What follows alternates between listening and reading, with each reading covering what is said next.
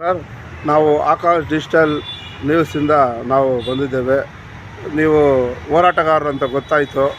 ನಿಮ್ಮ ಬಗ್ಗೆ ಸ್ವಲ್ಪ ಪರಿಚಯ ಬೇಕಾಗಿತ್ತು ಸರ್, ಅದಕ್ಕೆ ಇಂಟರ್ವ್ಯೂ ತಗೊಳ್ಳೋಣ ಅಂತ ನಾವು ಇವತ್ತು ಪ್ರಯತ್ನ ಮಾಡಿದ್ದೇವೆ. ನಿಮ್ಮ ಹೆಸರು, ನಿಮ್ಮ ತಂದೆ ತಾಯಿ ಹೆಸರು ಏನು ಸರ್? ನನ್ನ ಹೆಸರು ವೇಣುಗೋಪಾಲ್ ಅಂತ. ನಮ್ಮ ತಂದೆ ಹೆಸರು ನಾರಾಯಣ ಸ್ವಾಮಿ, ನಮ್ಮ ತಾಯಿ ಹೆಸರು ವಣಜಮ್ಮ. ನಿಮ್ಮದು ಯಾವರು ಸರ್ ಮೂಲತಃ? ನಮ್ಮದು ರಾಮಲಿಂಗಾಪುರ ಗ್ರಾಮ, ಹೌದಾ? ಬಂಗಾರಪೇಟೆ ತಾಲೂಕು. ಸರ್, ಹೋರಾಟ ಎಷ್ಟು ವಯಸ್ಸಿಂದ ಮಾಡ್ತಾ ಇದ್ದೀರಾ? ಎಷ್ಟು ವರ್ಷಗಳಾಗಿದೆ ಸರ್? ನಾನು ಹೋರಾಟಕ್ಕೆ ಬಂದು 15 ವರ್ಷ ಆಯಿತು.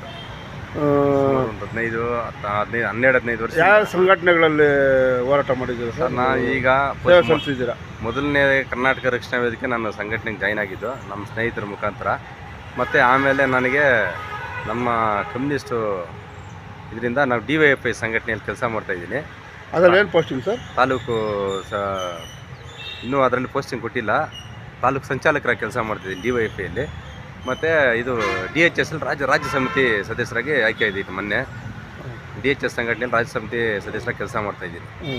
ಮತ್ತು ನೀವು ಯಾವ ರೀತಿ ಹೋರಾಟಗಳು ಮಾಡ್ತಾ ಇದ್ದೀರಾ ಸರ್? ನಮಗೆ ಜನರಿಗೆ ಪ್ರಾಮಾಣಿಕವಾದ ಒಂದು ನಾವು ಏನೇ ಮಾಡಿದ್ರು ಕೂಡ ಪ್ರಾಮಾಣಿಕವಾಗಿ ಇರಬೇಕು. ಹೋರಾಟ ಎಲ್ರಿಗೂ ನ್ಯಾಯಯುತವಾಗಿ ಒಂದು ಹೋರಾಟ ಮಾಡಿ ನ್ಯಾಯಯುತವಾಗಿ ಎಲ್ರಿಗೂ ಒಂದು ಸಮಾನವಾದ ಎಲ್ಲ ಅವಕಾಶಗಳನ್ನು ಕೊಡಿಸ್ಬೇಕಂತೇಳಿ ಒಂದು ಒಳ್ಳೆ ರೀತಿ ಹೋರಾಟಗಳು ಮಾಡ್ಕೊಂಡು ಬರ್ತಾಯಿದ್ದೀವಿ ಸರ್. ಆಮೇಲೆ ಇನ್ನೊಂದು ವಿಚಾರ ಗೊತ್ತಾಯ್ತು ನಮಗೆ, ನೀವು ಭಗತ್ ಸಿಂಗ್ ಬಗ್ಗೆ ತುಂಬ ಕಾಳಜಿ ಇದೆ, ಅವ್ರ ಬಗ್ಗೆ ಅಭಿಮಾನ ಇದೆ, ಯಾವಾಗಲೂ ಕಾರ್ಯಕ್ರಮ ಮಾಡ್ತಾ ಇರ್ತೀರಂತೆ ತಿಳಿತು. ಅದ್ರ ಬಗ್ಗೆ ಸ್ವಲ್ಪ ಹೇಳಿ ಸರ್. ನನಗೆ ತುಂಬ ಆದರ್ಶವಾದ ವ್ಯಕ್ತಿ ಭಗತ್ ಸಿಂಗು. ಯಾಕಂದ್ರೆ ನಮ್ಮ DYFI ಸಂಘಟನೆ ಕೂಡ ಭಗತ್ ಸಿಂಗ್ರವರ ಆಶಯಗಳನ್ನ ಇಟ್ಕೊಂಡೇ ನಾವು ಏನು ಎಲ್ಲರಿಗೂ ಸಮಾನವಾದ ಶಿಕ್ಷಣ, ಸರ್ವರಿಗೂ ಉದ್ಯೋಗ ಅಂತೇಳಿ 2 ಘೋಷಣೆಗಳು ಇಟ್ಕೊಂಡು ನಾವು ಸಂಘಟನೆಯಲ್ಲಿ ಕೆಲಸ ಮಾಡ್ತಾಯಿದ್ದೀವಿ ಸರ್. ಭಗತ್ ಸಿಂಗ್ ಅವರ ಆಶಯಗಳನ್ನ ಇಟ್ಕೊಂಡೇ ಕೆಲಸ ಮಾಡ್ತಾ ಇರೋತಕ್ಕದ್ದು ನಾವು DYFI ಸಂಘಟನೆಯಲ್ಲಿ. ಮತ್ತು ಆ ಸಂಘಟನೆಯಲ್ಲಿ ಏನು ಜನಗಳಿಗೆ ಅನುಕೂಲ ಮಾಡ್ತಾ ಇದ್ದೀರಾ? ವಿದ್ಯಾರ್ಥಿಗಳಿಗಾಗಲಿ, ಸಮಾಜಕ್ಕಾಗಲಿ, ಬಡವರಿಗಾಗಲಿ? ಸರ್, ಎಲ್ರಿಗೂ ಅದರ ಪ್ರಮುಖ ಉದ್ದೇಶ ಇದೆ ಸರ್. ನಾವು ಎಲ್ಲ ಯುವಕರಿಗೆ ಉದ್ಯೋಗ ಕೊಡಿಸ್ಬೇಕು.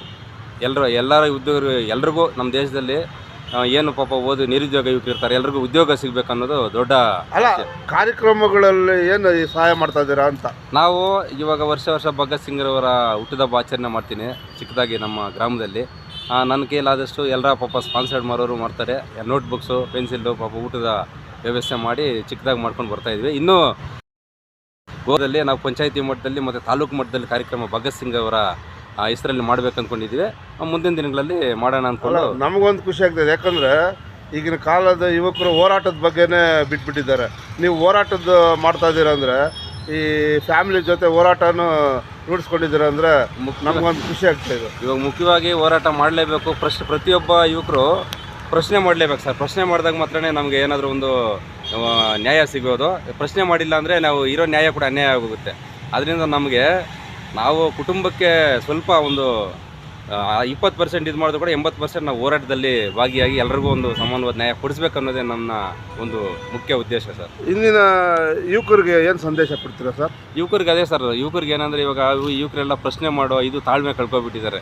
ಎಲ್ಲರೂ ಪ್ರಶ್ನೆ ಮಾಡಬೇಕು, ಧೈರ್ಯವನ್ನು ಕಳ್ಕೊಬಿಟ್ಟಿದ್ದಾರೆ. ಪ್ರಶ್ನೆ ಮಾಡೋ ಧೈರ್ಯ ಕಳ್ಕೊಂಡಿದ್ದಾರೆ.